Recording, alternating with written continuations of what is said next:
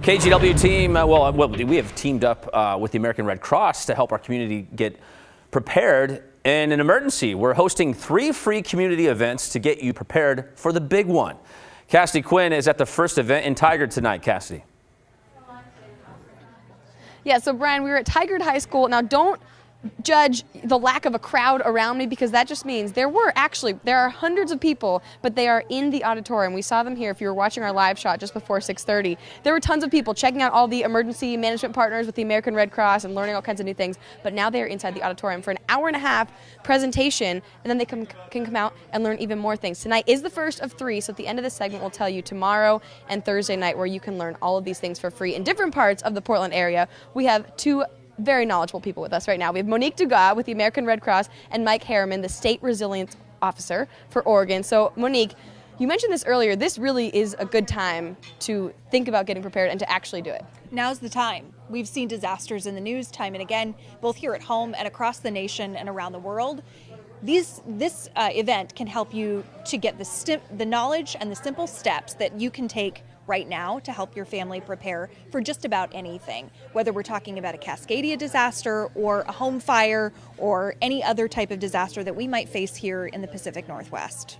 And these are free events, of course, tonight, tomorrow, and Thursday night. You went on stage and introduced it, kicked it all off, but then there are a lot of things obviously people can learn in 90 minutes. Absolutely. What we're trying to get people to learn is what they can put in their kit, where to store their kit, how to talk about an emergency plan with their families, where to even start. How do you have that conversation with your kids that a disaster could happen? We give you the tools and the simple steps that you can take, plus thinking about other contingency planning. What's happening at your school? What's happening at your work? These are the places that you could be during a disaster, and it's well within your power to start making these decisions and taking these steps to get prepared.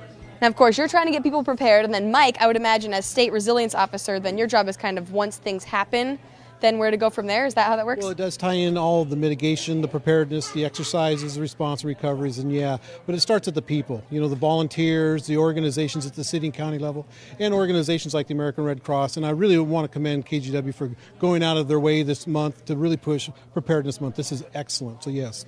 Yeah, it is National Preparedness Month, and people signing up to volunteer is the best thing they can do? Yeah, you know, close to my heart is the Medical Reserve Corps, which is something that was established about 8 or 9 years ago, and Washington County has probably one of the strongest Medical Reserve Corps, and so those are folks that can come in and volunteer, medical professions, and help their community and their state in a time of need.